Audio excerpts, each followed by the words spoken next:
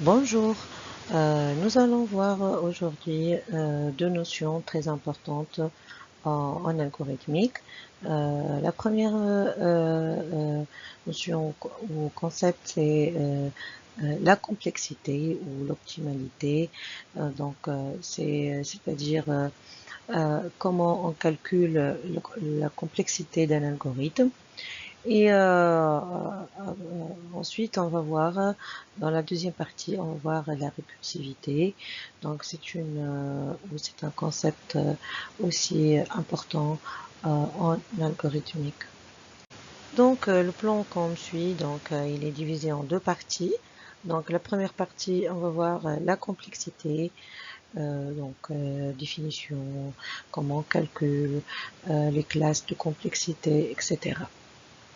Et la deuxième partie, on va voir la récursivité, on va voir quelques exemples et les types de récursivité qu'on a en algorithmique.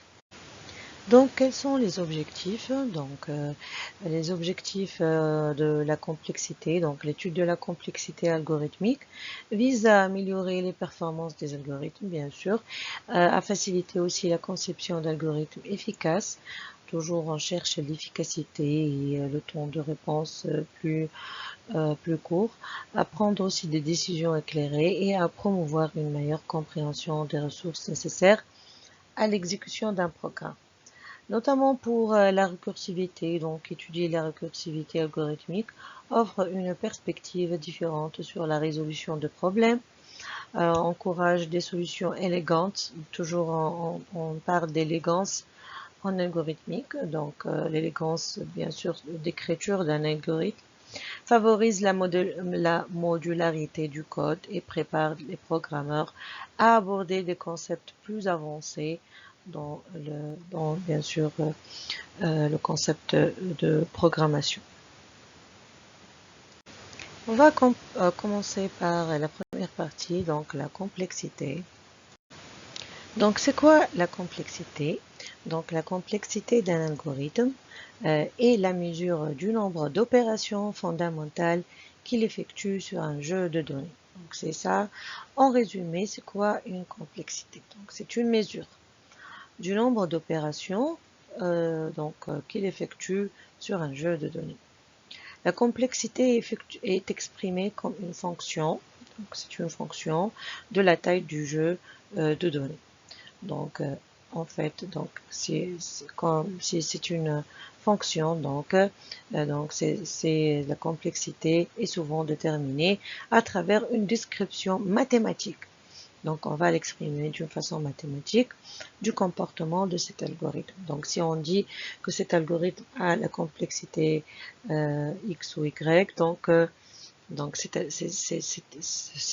c'est-à-dire c'est comme une fonction qui mesure le nombre d'opérations sur un nombre de données approprié. On note Dn l'ensemble des données de taille n et T de D le coût de l'algorithme sur la donnée D. On définit en fait trois types de complexité. On a complexité au meilleur, complexité au pire et complexité en moyenne.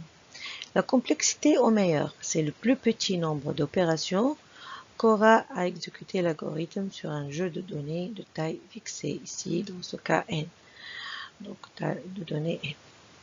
Alors que la complexité au pire, c'est le plus grand nombre d'opérations qu'aura à exécuter l'algorithme sur un jeu de données de taille fixée, ici n. Donc ici, la complexité au pire, T max de n, c'est le maximum de T de D. La complexité en moyenne, c'est la moyenne des complexités de l'algorithme sur des jeux de données de taille n. Donc c'est une moyenne, c'est la somme sur le nombre. Donc la somme des coûts sur le nombre de données. Mais quel type de complexité est plus utilisé? C'est l'analyse pessimiste ou au pire qui est généralement adaptée. Donc la plus utilisée, la complexité au au pire, donc c'est-à-dire le max. Donc, en effet, de nombreux algorithmes fonctionnent la plupart du temps dans la situation la plus mauvaise pour eux. Donc, l'analyse au pire des cas donne une limite supérieure de la performance et elle garantit qu'un algorithme ne fera jamais moins bien que ce qu'on a établi. Un algorithme est dit optimal si sa complexité est la complexité minimale parmi les algorithmes de sa classe. Donc, même si on s'intéresse quasi exclusivement à la complexité en temps des algorithmes, il est parfois intéressant de s'intéresser à d'autres ressources comme la complexité en espace. Donc, il y en a aussi de complexité en espace, c'est-à-dire la taille de l'espace mémoire utilisé. Donc, c'est un autre genre de complexité qu'on peut aussi s'intéresser. Mais donc, à ce niveau, on va s'intéresser à la complexité temporelle, donc en temps, et au type de la classe au pire. Donc s'il y en a des complexités qui s'intéressent à la largeur de bande passante requise, etc. Donc on a plusieurs types de complexité, mais on va donc parler de la complexité la plus utilisée, c'est la complexité temporelle au pire ou pessimiste. On va passer maintenant à la notation. Donc, pour exprimer la complexité, on a une notation standard. Donc, on l'appelle grand O ou big O. Donc, la notation grand O est celle qui est le plus communément utilisée pour expliquer formellement les performances d'un algorithme. Donc, cette notation exprime la limite supérieure d'une fonction dans un facteur constant. Donc, f est égal à O de g. Donc, cette notation, qu'est-ce que ça veut dire? Donc, c'est une façon de décrire la complexité asymptotique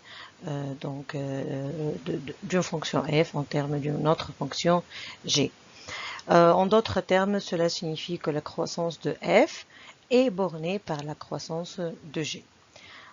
Formellement, on peut dire que f est égal à O de g si et seulement si donc il existe une constante positive c et une valeur seuil n0 telle que pour toutes les valeurs de la variable d'entrée n supérieure à n0, on a l'inégalité suivante. Donc c'est ça, donc formellement, mathématiquement, la complexité. Donc la notation O reflète la courbe ou l'ordre de croissance d'un algorithme. Les règles de la notation O sont les suivantes. Les termes constants, donc O de C est égal à O de 1. Les constantes multiplicatives sont omises, donc O de C de T est égal à C de O de T, c'est-à-dire C fois O de T est égal à O de T. Donc sont tous équivalentes. L'addition est réalisée en prenant le maximum. Donc, si on veut additionner deux complexités, donc c'est-à-dire on va prendre le maximum. La multiplication reste inchangée, mais est parfois réécrite d'une façon plus compacte. Donc, O de t fois O de 2 est égal à O de t fois t2, de t1 fois t2. Donc, ce sont les notations qu'on adopté pour pour exprimer la complexité. Pour mieux comprendre, on va prendre un exemple. Donc, on suppose qu'on dispose d'un algorithme dont le temps de l'exécution est décrit par la fonction t de n est égal à 3n au carré plus 10 fois n plus 10. Donc, c'est un polynôme de deuxième degré. L'utilisation des règles de notation O qu'on a vu tout à l'heure nous permet de simplifier.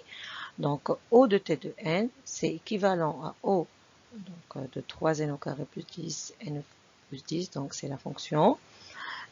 C'est équivalent à O de 3n au carré, donc le polynôme le plus grand, c'est équivalent à O de n au carré, donc on peut négliger la constante.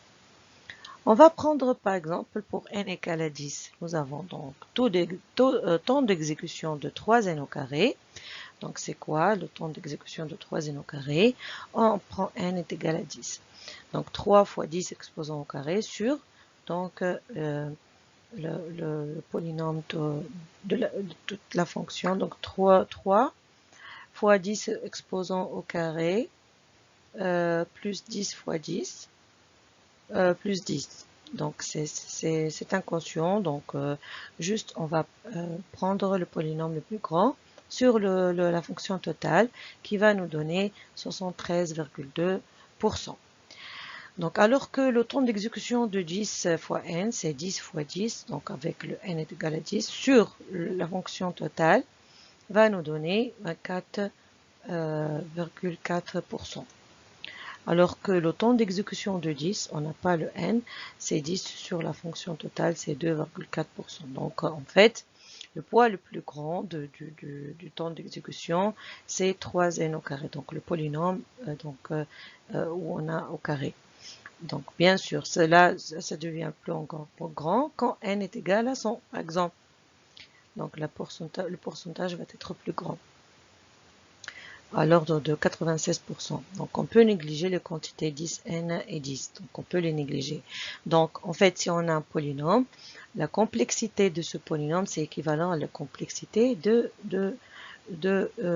polynôme le plus grand. Cela explique les règles de la notation de grand O qu'on a vu tout à l'heure. Les classes de complexité. Donc, les algorithmes usuels peuvent être classés en un certain nombre de grandes classes de complexité. Donc, les complexités les plus utilisées sont, donc, on a la complexité constante O de 1, donc accéder au premier élément d'un ensemble de données.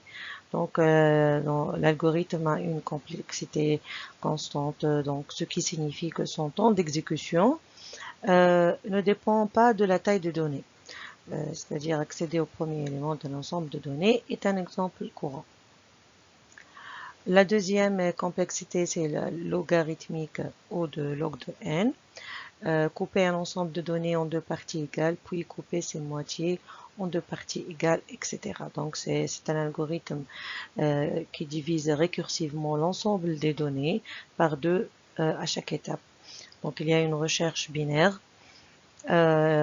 Donc la recherche binaire est un exemple classique où vous devez diviser continuellement la taille de l'ensemble de données. La troisième complexité, la linéaire, O de n, donc parcourir un ensemble de données. Donc la complexité linéaire signifie que le temps d'exécution de l'algorithme croît linéairement avec la taille de l'ensemble des données. Parcourir un ensemble de données est un exemple typique. Donc quasi-linéaire, quasi-linéaire O de n log de n. Donc couper répétitivement un ensemble de données en deux et combiner les solutions partielles pour calculer la solution générale. Cette complexité est souvent associée aux algorithmes de tri. On les voit dans les algorithmes de tri, tels que le tri rapide, le quicksort, ou le tri de fusion, merge sort. L'idée est de diviser et de fusionner les données de manière à obtenir une complexité globale n log de n. On a la cinquième classe, la quadratique, donc O de n de 2. L'algorithme a une complexité quadratique, donc dans ce cas parcourir un ensemble de données en utilisant deux boucles imbriquées. Donc le temps d'exécution croît proportionnellement au carré de la taille de l'ensemble de données. Donc parcourir un ensemble de données en utilisant deux boucles imbriquées est un exemple courant. La sixième classe, la classe polynomiale, donc O de n de p. Plus généralement, cela fait référence à des algorithmes dont la complexité est une fonction polynomiale, comme on a vu tout à l'heure, de la taille de l'entrée. Par exemple, ON3 pour trois boucles imbriquées. Et la dernière classe de complexité, la complexité exponentielle.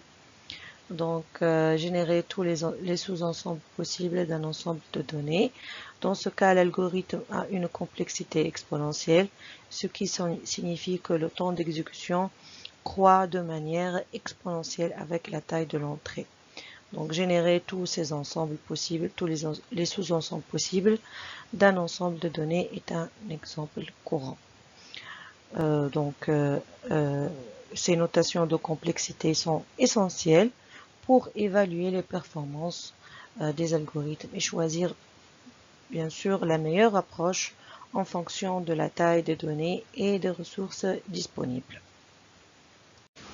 Voici les courbes des différentes classes de complexité. Donc on voit très bien ici que l'évolution, par exemple ici linéaire, donc elle est plus rapide que l'évolution logarithmique. On a l'évolution de la complexité donc quadratique. Ici la complexité exponentielle et la complexité hyper exponentielle. Donc vous voyez ici donc les différents, bien sûr il y en a d'autres classes de complexité, mais ici la plupart sont bien sûr ici le nombre de données n et ici en termes de temps d'exécution. Donc vous voyez, on a toujours de la complexité, tout ce qui est exponentiel est plus rapide, donc l'évolution, c'est-à-dire le temps d'exécution par rapport au nombre de données. Donc on dit que l'évolution exponentielle. Donc c'est-à-dire si on met n, donc l'exponentielle n va nous donner un pourcentage ou un coût de complexité plus grand rapidement. On va passer maintenant au calcul de la complexité. Comment on va calculer la complexité? Donc, on va commencer par le cas d'une instruction simple, comme écriture, lecture ou affectation. Donc, dans le cas d'une suite d'instructions simples, comme on a déjà dit, écriture ou lecture ou affectation, on considère la complexité maximale. Donc, supposons qu'on a x en entier, y en entier, l'instruction 1, par exemple, x va être affecté à 0 et y, on va l'affecter à x au carré. Donc, l'instruction 1 vaut O de 1 et l'instruction 2 vaut O de 1 aussi. Donc, la complexité de cette séquence, donc de cet algorithme, vaut max de O de 1 et O de 1 aussi. Donc, il va être O1. Donc, la complexité de cet petit algorithme est O de 1. On va passer maintenant au calcul de complexité dans le cas d'un traitement conditionné. Donc, si on a un traitement conditionné, c'est-à-dire on a si et sinon, donc comment on va évaluer la complexité? Donc, on évalue la complexité au niveau de la condition.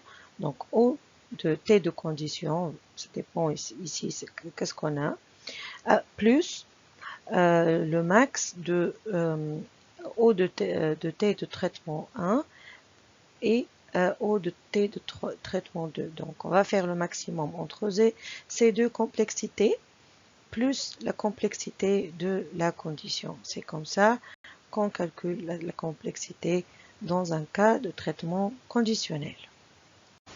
Dans le cas de traitement itératif, le cas de la boucle tant que, comment on va calculer la complexité?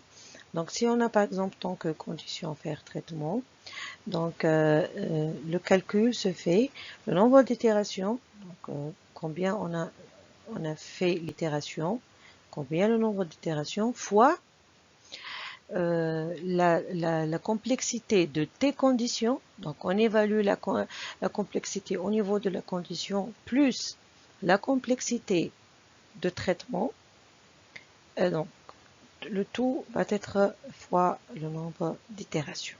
Donc, c'est comme ça dans le cas de la boucle tant que. Dans le cas d'un traitement itératif, la boucle pour, donc la complexité se calcule comme la somme de tous les complexités de chaque traitement, donc O de T de traitement. Donc ici, on a une somme de I O de l'indice du début à la fin, jusqu'à l'indice de fin. Donc on peut dire que, bien sûr, ça dépend aussi de traitement. On peut trouver ici dans le traitement une autre boucle ou bien des initialisations, on peut trouver n'importe quel genre de traitement ici. Et donc, bien sûr, la complexité ici, c'est pas vraiment une formule exacte, hein. Donc, ça dépend du traitement ce qu'on a à l'intérieur de la boucle. Mais en général, c'est la somme de tous les traitements qu'on a à l'intérieur de la boucle. Pour mieux comprendre le calcul de complexité, on va prendre quelques exemples donc connus. On a déjà vu les algorithmes de tri, donc on va avoir la complexité donc de l'algorithme de tri par insertion. On a vu l'autre fois donc le tri par insertion. On va faire un petit rappel. Donc le tri par insertion, c'est cette méthode de tri s'apparente à celle utilisée pour trier ces cartes dans un jeu. On prend une carte, donc table de 1, puis la deuxième table de 2, supposons qu'on utilise ici les tableaux, que l'on donc les tableaux, donc l'indice 1 et l'indice 2, que l'on place en fonction de la première, ensuite la troisième table de 3, que l'on insère à sa place en fonction des deux premières, et ainsi de suite. Donc le principe général est donné de considérer que les i-1 premières cartes de table de 1 jusqu'à table de i-1 sont triées et de placer la ième carte, donc qui est table de i, à sa place parmi les i-1 déjà triés et jusqu'à ce que i est égal à n. Donc c'est ça en résumé. Ce qu'on a vu déjà, c'est quoi le tri par insertion. Donc, l'algorithme de tri par insertion, donc si vous vous rappelez, donc ici on va considérer comme une procédure qui va prendre en paramètre le tableau, qu'on va le trier. Donc, les variables i et k, on va les utiliser comme des indices. Temp, la variable locale qu'on va conserver ou enregistrer la valeur de tableau de l'indice i. Donc on va commencer notre boucle par de 2 à n.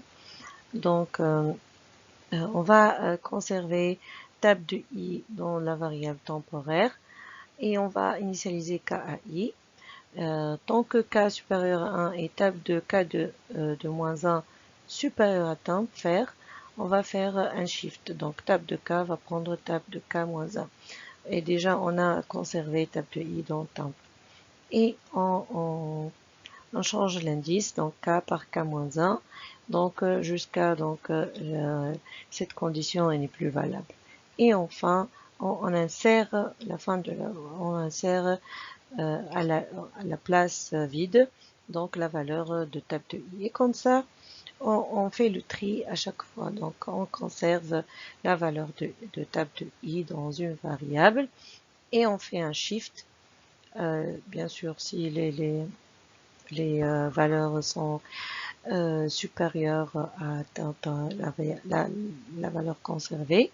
Et la place vide, on va insérer la valeur déjà conservée. C'est pourquoi il est appelé tri par insertion. On a déjà vu cet algorithme. On va donc à partir de cet algorithme, on va calculer donc la complexité. Donc la taille du tableau à trier est n. On a aussi deux boucles imbriquées, donc la boucle pour et la boucle tant que. La première indique l'élément suivant à insérer dans la partie triée du tableau. Elle effectua donc n-1 itérations puisque le premier élément est déjà trié.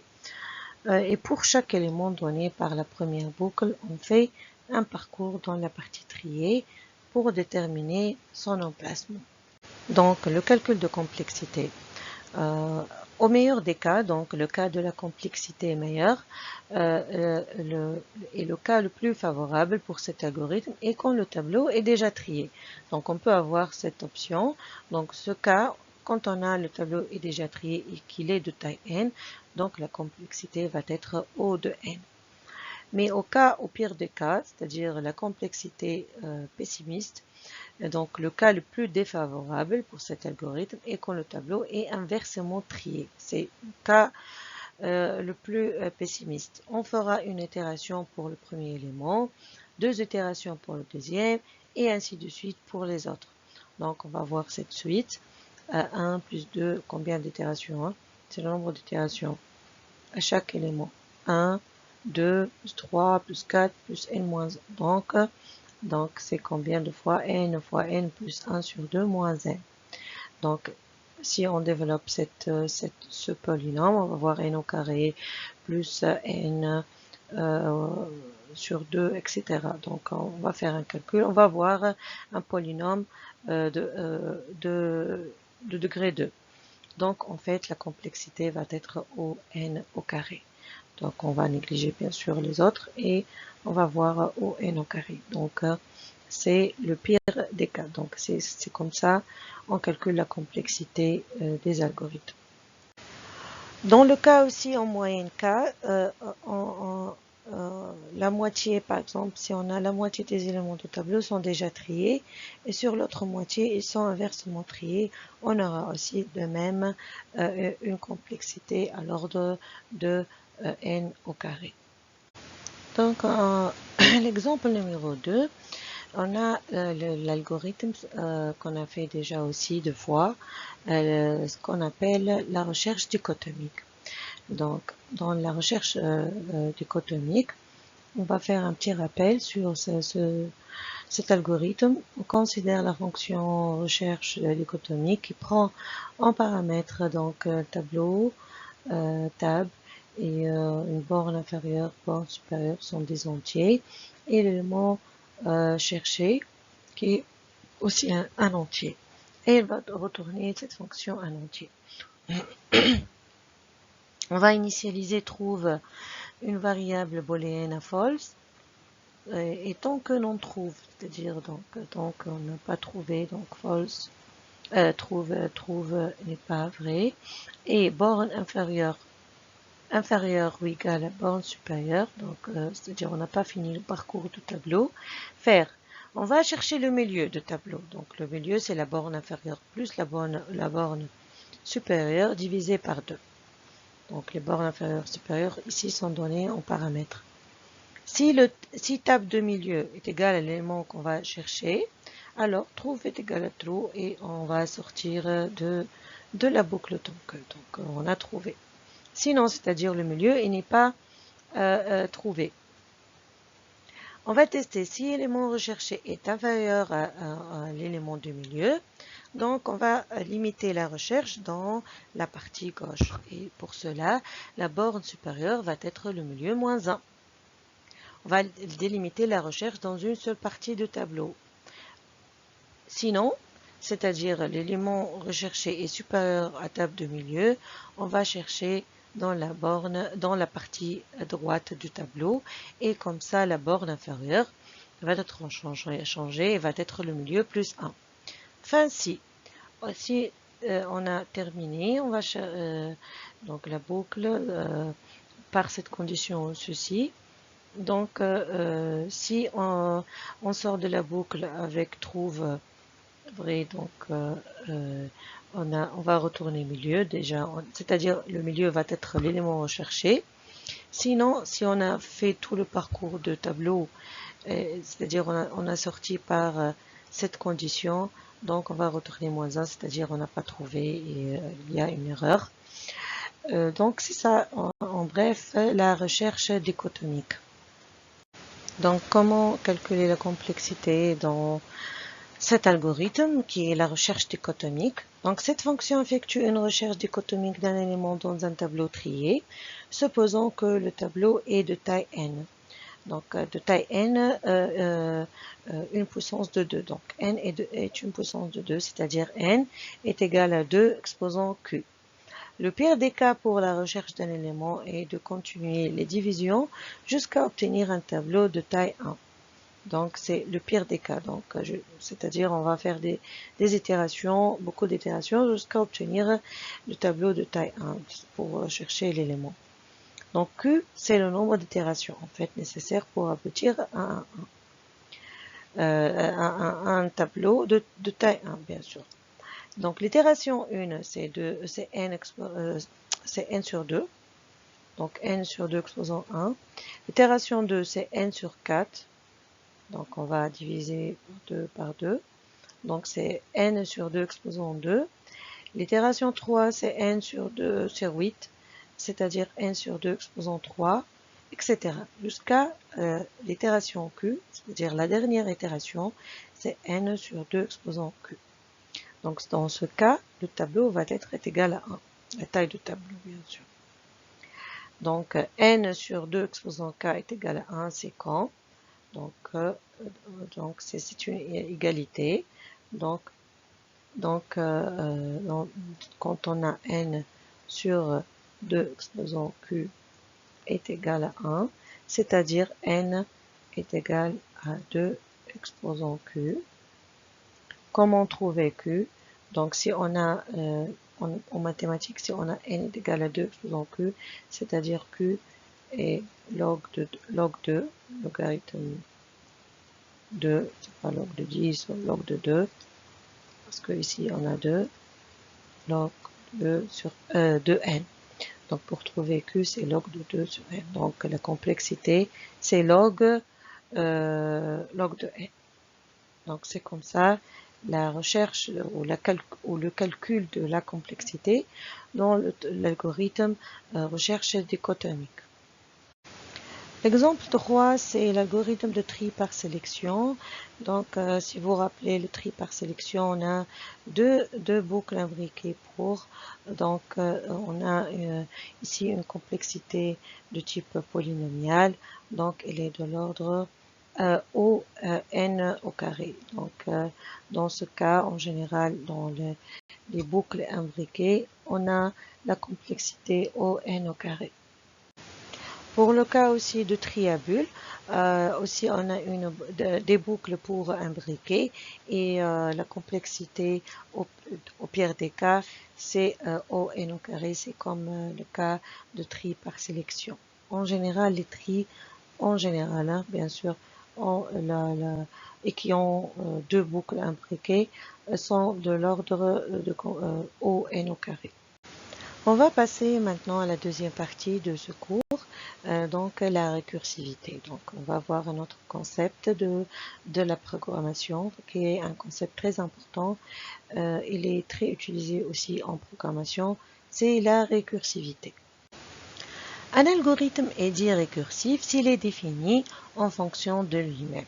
C'est-à-dire, la récursion est un principe puissant permettant de définir une entité à l'aide d'une partie de celle-ci. Donc, chaque appel successif travaille sur un ensemble d'entrées toujours plus affiné en se rapprochant de plus en plus de la solution d'un problème. Donc, la récursivité, donc, c'est le fait d'appeler l'algorithme lui-même, donc avec bien sûr les paramètres qui se diffèrent. On va faire un exemple. L'exemple le plus couramment utilisé, c'est la fonction factorielle. Donc, en résumé, la récursivité, c'est le fait qu'un algorithme appelle lui-même, c'est-à-dire la fonction, elle va appeler au cours de traitement la même fonction en lui-même. C'est quoi l'évolution d'un appel récursif? En fait, l'exécution d'un appel récursif passe par deux phases. La phase de descente et la phase de la remontée. Dans la phase de descente, chaque appel récursif fait à son tour un appel récursif. Cette phase se termine lorsque l'un des appels atteint une condition terminale. Donc, on a dit que la fonction récursive va appeler la même fonction en lui-même. Et cet appel va aussi appeler la même fonction, ainsi de suite. Mais jusqu'à quand se termine? Il y a une condition qui qui termine cette succession d'appels. Donc, c'est la phase descente. Donc, on descend de l'appel jusqu'à une condition terminale. Donc, la condition pour laquelle la fonction, donc la condition terminale, c'est quoi? C'est la condition pour laquelle la fonction doit retourner une valeur au lieu de faire un autre appel récursif. Donc, à un certain moment d'appel, il y a un appel où on va retourner une valeur et non pas un autre appel de la fonction. Ensuite, on commence la phase de la remontée. Donc, jusqu'à on atteint la condition terminale de la descente, on va remonter. Cette phase se poursuit jusqu'à ce que l'appel initial soit terminé, ce qui termine le processus récursif. Je sais que c'est un peu compliqué, mais on va la comprendre avec un exemple de la fonction factorielle, qui est un exemple très expressif de l'appel récursif. Donc, on va voir les types de récursivité. On va commencer par la récursivité simple. C'est quoi la récursivité simple? C'est du moment que la fonction contient un seul appel récursif dans son corps. Donc, un seul appel, donc, c'est le cas de la récursivité simple. Donc, comme je vous ai dit, donc l'exemple le plus couramment utilisé, c'est la fonction factorielle. On sait très bien, la fonction factorielle en mathématiques, c'est quoi? Donc, si on a factoriel n, c'est quoi factoriel n? C'est n fois n-1 fois n-2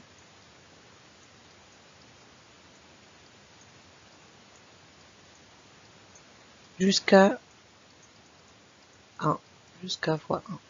Donc, si on a factoriel 3, donc c'est 3 fois 2 fois 1. On sait très bien, donc c'est ça la fonction factorielle. Pour écrire la fonction factorielle algorithmique, donc on va l'écrire sous forme d'une fonction, donc factorielle. Elle prend paramètre n. Elle a un type de retour bien sûr entier. Si n est égal à 1, on va retourner 1, donc factoriel 1, c'est 1. Fancy, donc fancy, c'est-à-dire ici, sinon, c'est-à-dire n n'est pas égal à 1, on va retourner n fois factoriel n-1. Donc vous voyez ici, on a appelé la même fonction, le même nom de la fonction. Mais c'est quoi la différence? C'est que ici, on a un paramètre n, et ici, le paramètre va être n-1. Et donc, la factorielle n-1, c'est quoi? Elle va rentrer ici, elle va attester si n est égal à 1, ici dans ce cas c'est n-1. Est-ce qu'il est égal à 1? S'il est égal à 1, on va donner 1. Sinon, il va faire n-1. Donc, dans cet appel, il va faire n-1 parce que ici n, parce qu'on a n ici, mais dans ce cas, dans le deuxième appel, n-1 fois factoriel n-2. Et n-2, c'est quoi factoriel n-2? Il va entrer ici, il va tester, est-ce que n-2 est égal à 1?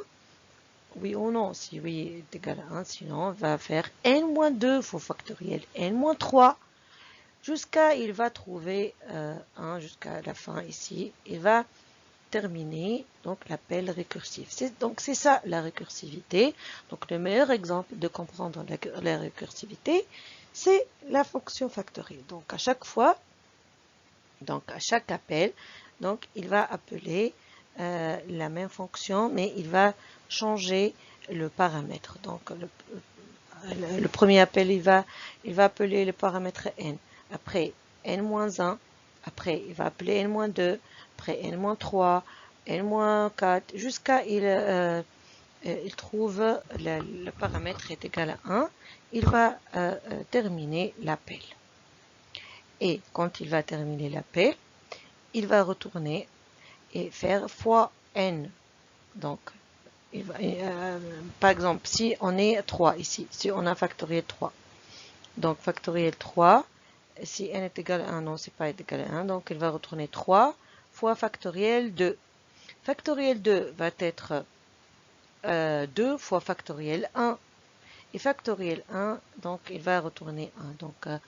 Donc 1, il va faire fois factoriel 2 fois 2, donc fois 3. Donc il va remonter pour faire le calcul.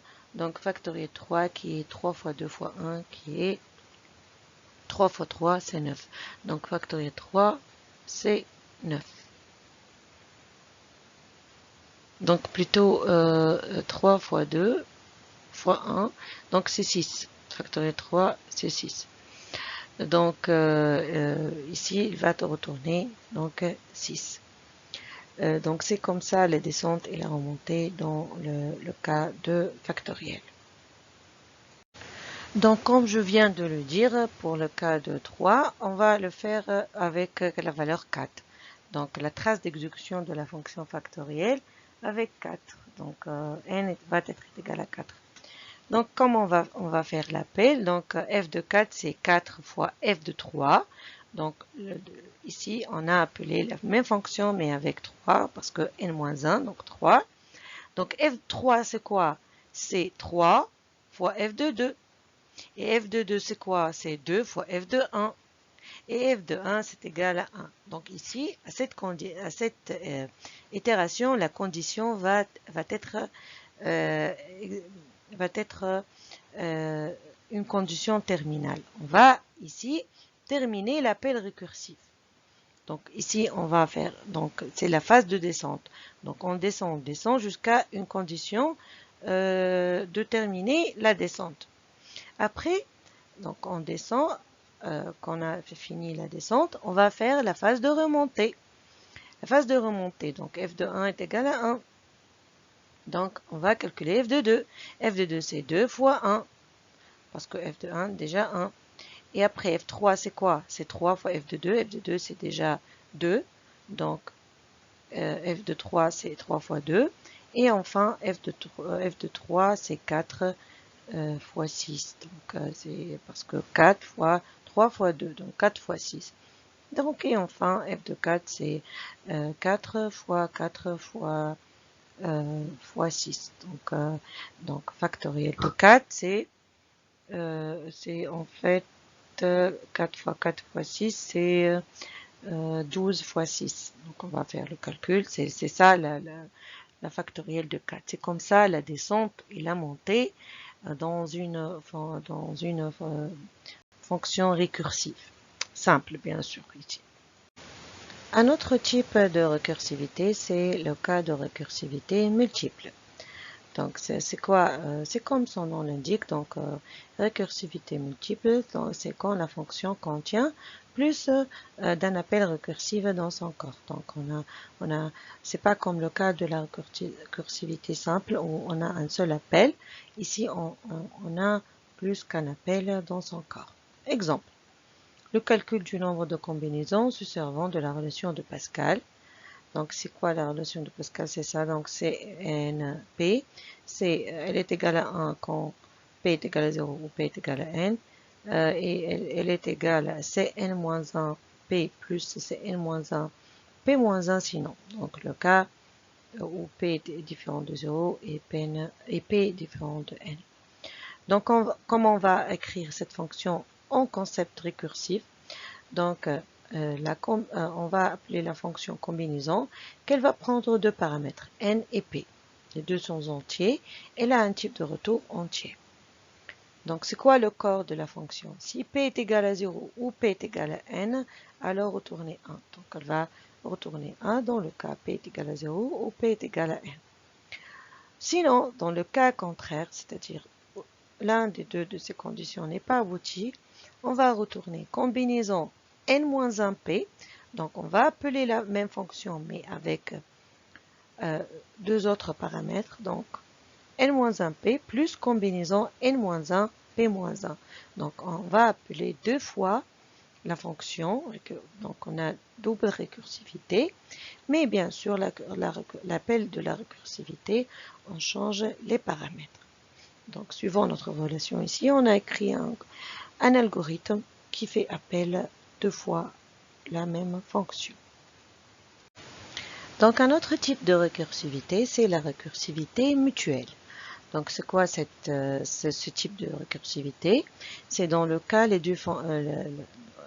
fonctions sont dites mutuellement récursives si elles dépendent les unes des autres.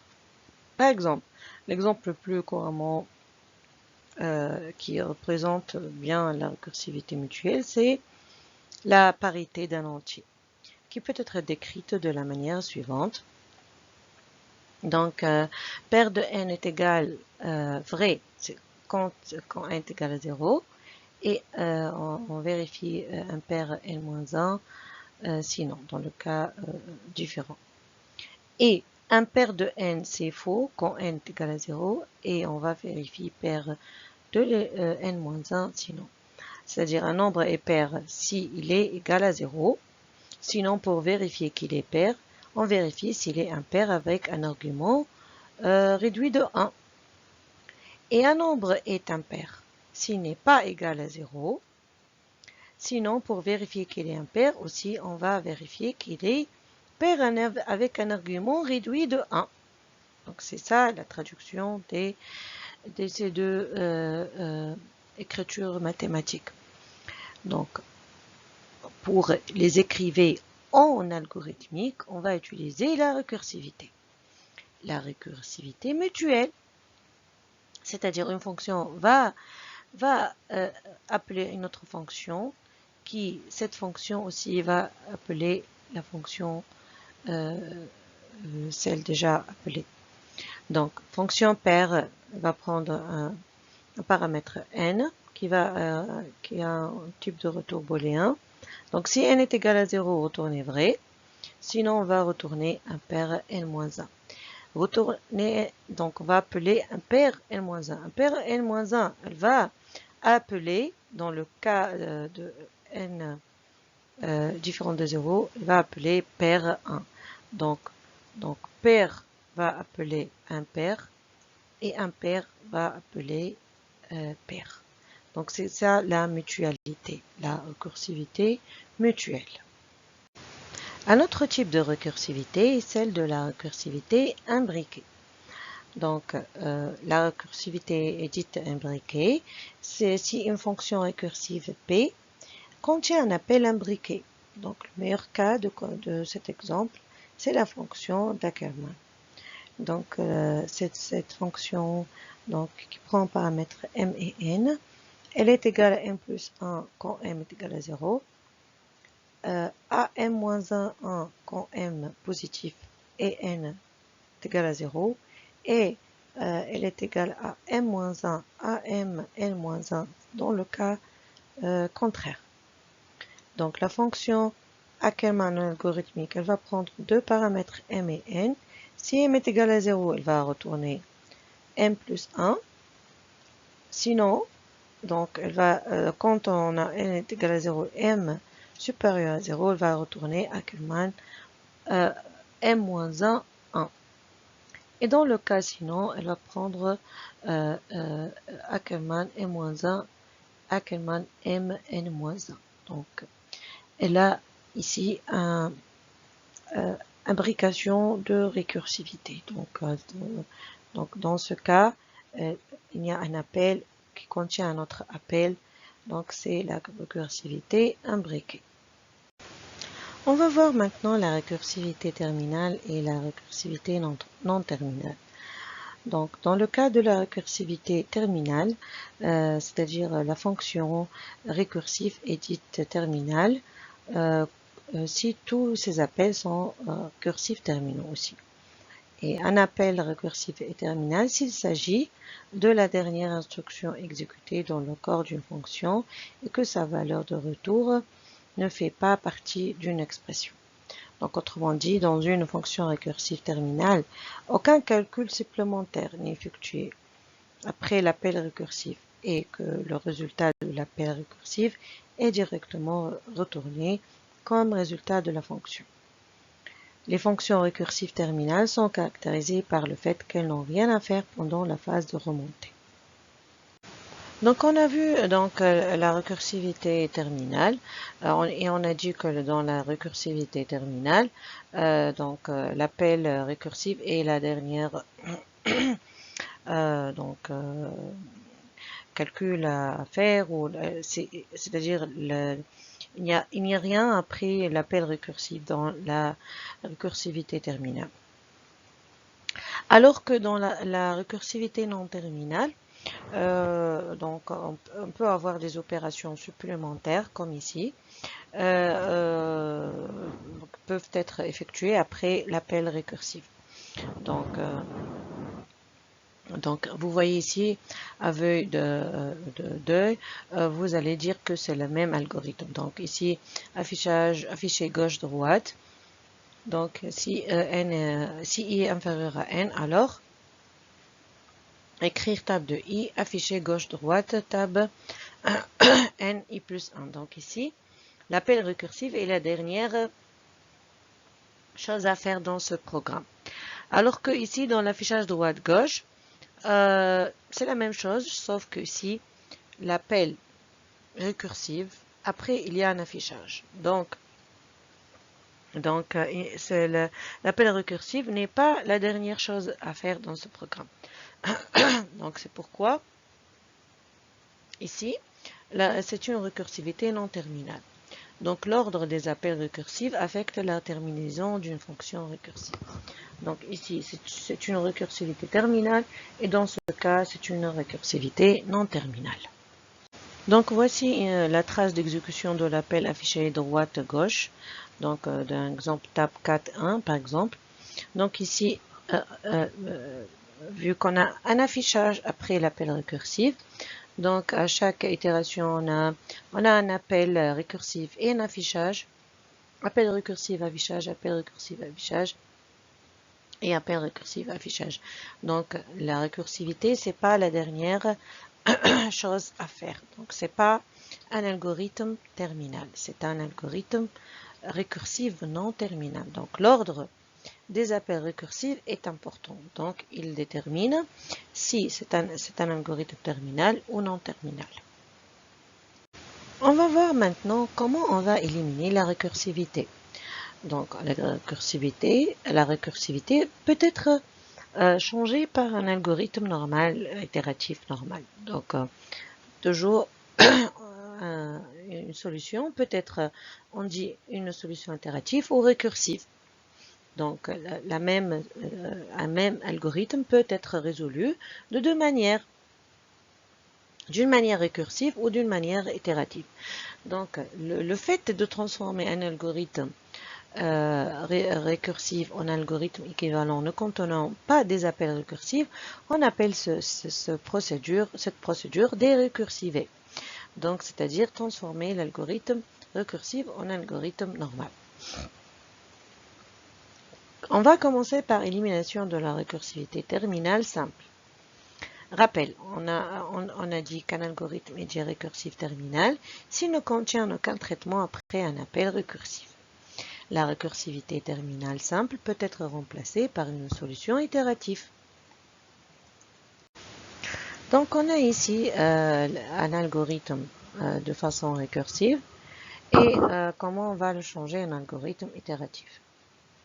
Donc, procédure algorithme qui a des paramètres x, si condition alors traitement 1, un appel récursif du même algorithme, mais en changeant les paramètres en bêta de x, sinon traitement 2, fin si, fin. Avec x et la liste des paramètres, condition est une condition portant sur x, traitement 1 est le traitement de base de l'algorithme dépendant de x bien sûr, bêta de x, c'est-à-dire il représente la transformation de paramètres, donc ici on a une transformation de paramètres x en, par exemple, comme tout à l'heure on a vu, n devient n-1, par exemple, devient n-2, etc. Traitement 2 est le traitement de terminaison dépendant de x. Donc vous voyez ici, c'est un algorithme terminal simple. Donc ici, la dernière traitement, c'est l'appel récursif. Comment on va le changer en algorithme itératif? Donc le même nom, algorithme X. On va changer ici en une boucle tant que condition faire traitement 1 Et on va changer x par quoi? Par bêta de x. Donc bêta x va prendre une transformation qui va être ici testée. Donc, quand on sort de la boucle, donc il y a le traitement de comme ici. Donc vous voyez ici, on a changé l'algorithme récursif au lieu d'un appel sur les autres paramètres, en changeant itérativement donc les paramètres manuellement avec des affectations et dans une boucle. Donc on a cet exemple dans le cas d'application est-ce que A est diviseur de B? Donc, on a l'algorithme d'une façon récursive. Donc, une des solutions, bien sûr, on peut l'écrire de plusieurs façons. Une des solutions, donc, diviseur AB. Donc, on va prendre deux paramètres. Cette fonction qui retourne un type booléen. Si A inférieur ou égal à 0, elle va retourner faux. Sinon, si A supérieur ou égal à 0, elle va retourner bien sûr ici, si A est égal à B, il va retourner vrai. Sinon, elle va continuer en récursivité, diviseur A et B va être changé par B moins A.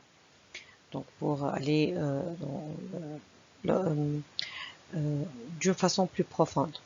Donc fin les ci, et c'est l'algorithme d'une façon récursive. Comment on va le changer en algorithme itératif? Donc comme tout à l'heure, la fonction, comme d'habitude, elle va prendre les mêmes paramètres, le même type de retour. Et on va tester si A inférieur ou égal à 0 va retourner faux. La même chose, sinon. Ici, on va changer le traitement d'une façon itérative, donc avec la boucle tant que. Donc, tant que A inférieur à B, donc, pour être comme ici, sinon, c'est-à-dire dans le cas ici, aller plus bas, donc on va changer à chaque fois le B, tant que A inférieur à B, et donc B va prendre B moins 1. Donc à chaque fois, on change B et on teste. Donc quand on sort de la boucle, c'est-à-dire A supérieur ou égal à B, donc on va retourner à, donc le résultat de A est égal à B, est-ce que vrai ou faux. Donc fin ci et fin. Donc on a donc changé la façon récursive en itératif avec la boucle tant que. Maintenant, comment on élimine la récursivité non terminale simple? Dans un algorithme récursif non terminal, donc on a vu tout à l'heure terminal, maintenant dans le cas non terminal, l'appel récursif est suivi d'un traitement. Il reste un traitement à reprendre après l'appel récursif. Donc c'est pas le cas comme la récursivité terminale. La non terminale, on peut avoir d'autres traitements après l'appel récursif. Donc il va falloir donc sauvegarder sur une pile le contexte de l'appel récursif, typiquement les paramètres de l'appel engendrant l'appel récursif. Donc c'est un peu compliqué. Donc ici on a besoin d'une pile, d'une structure pile pour sauvegarder l'appel à chaque fois. L'appel et les traitements qui suivent. La récursivité non terminale simple peut être remplacée par une solution itérative, mais on va utiliser une pile. Donc, comment on va éliminer la récursivité non terminale simple? Donc, supposons on a un algorithme récursif, donc comme ceci par exemple, algorithme X qui prend en paramètre X, 6 conditions à leur traitement 1, et on a un appel récursif qui va prendre un paramètre bêta de X, et ensuite on a un traitement 2. Sinon, il y a un traitement 3. Donc, fin ci et fin. Comment on va le changer en procédure itérative? Donc ici, donc le même, le nom. On va utiliser une pile. Donc on a dit qu'on va utiliser une pile. Pourquoi? Pour sauvegarder à chaque fois, à chaque itération, les paramètres. Donc tant que condition faire, traitement 1 et pile empiler x. Donc à chaque fois, on va empiler x. Et x, à chaque itération, va changer de bêta de x. C'est comme, en fait, c'est la, comment dirais-je, par analogie avec la récursivité. Donc ici, la récursivité va changer le paramètre. Ici, x va être changé par bêta de x. Et à chaque fois, donc on teste, on fait le traitement 1 et on empile nos paramètres. Donc quand on sort de la boucle, c'est-à-dire le cas sinon, on va faire le traitement 3. C'est comme ici. Exactement. Maintenant, on va faire le traitement 2. Le traitement 2, on n'a pas fait, juste on a fait traitement 1 et dans le cas contraire 3, 2, traitement 3, pardon, mais traitement 2 qui dépend ici des valeurs ici déjà empilées. Donc, tant que pile non vide, faire pile dépilé U, donc on va dépiler, donc on va utiliser les paramètres qu'on a dans la pile et on va faire le traitement 2.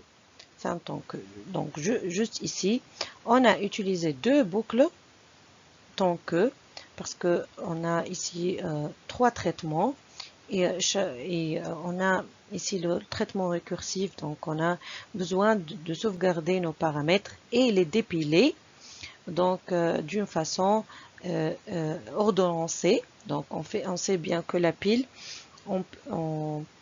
last in, last out, donc le dernier entrée, c'est le premier servi. Donc last in, first out. Donc LIFO. Donc le dernier entrée, c'est le premier servi. Donc c'est pourquoi on a utilisé la pile. Donc on a sauvegardé nos paramètres et on a utilisé ces paramètres après pour faire après le traitement 2. On a l'exemple de tout à l'heure qui est l'affichage droite-gauche. Donc si vous vous rappelez, donc cet algorithme, il prend un tableau comme paramètre, c'est un tableau d'entier et aussi il prend n entier et i entier. Si i inférieur ou égal à n, alors affiché droite-gauche. Donc on change les paramètres tab, n et i plus 1, ça devient i plus 1. Et on va afficher tab de i. Fin ci et fin. Donc dans ce cas, on a traitement 1, on n'a pas de traitement 1. On a traitement 2 qui est écrire tab de i et traitement 3, on n'a rien. Donc si on va suivre les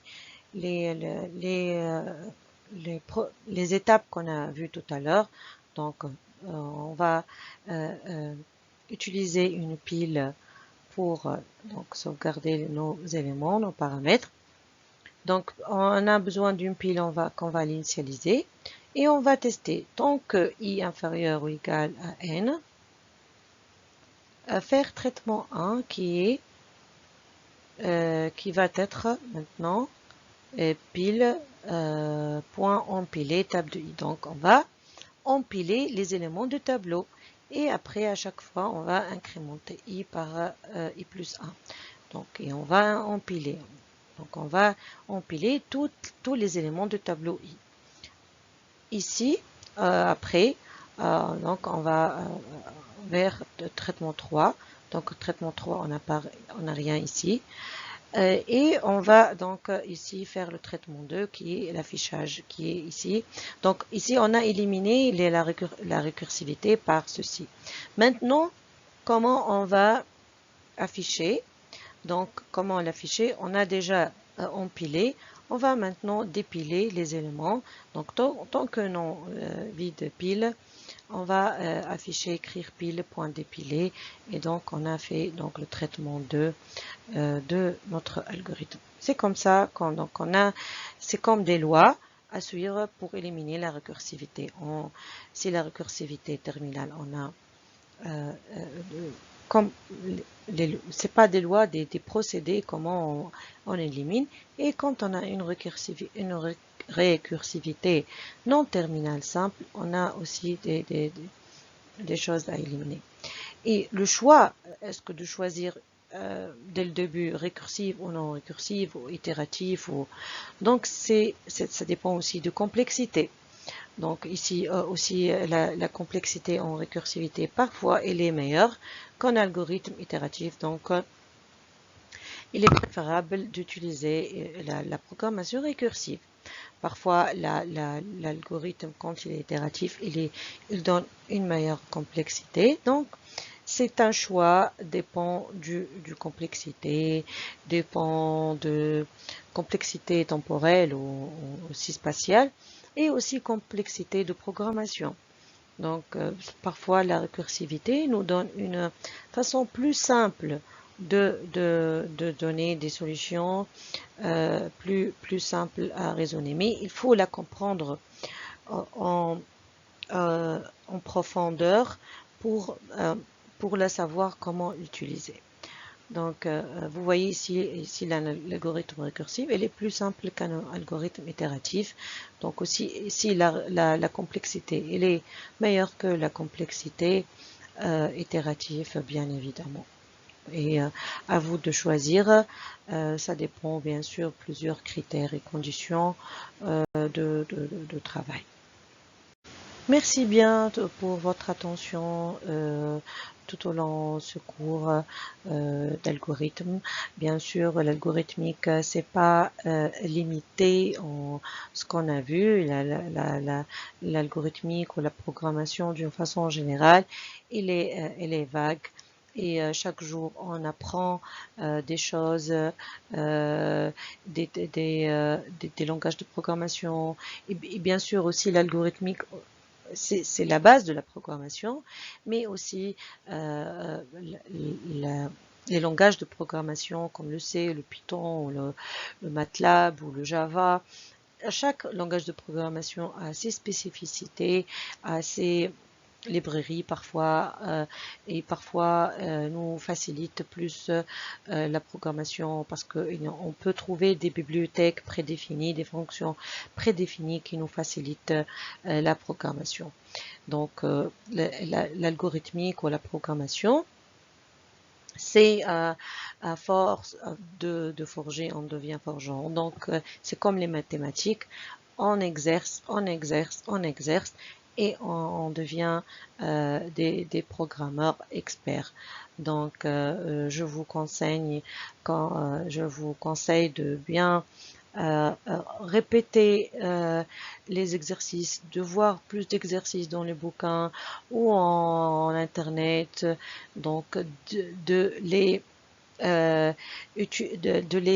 pratiquer en langage de programmation, donc comme le langage C, qui est plus facile. Donc, quand vous pratiquez en compilateur et exécution, vous allez voir les erreurs de près et vous comprenez pratiquement comment le programme fonctionne en ordinateur.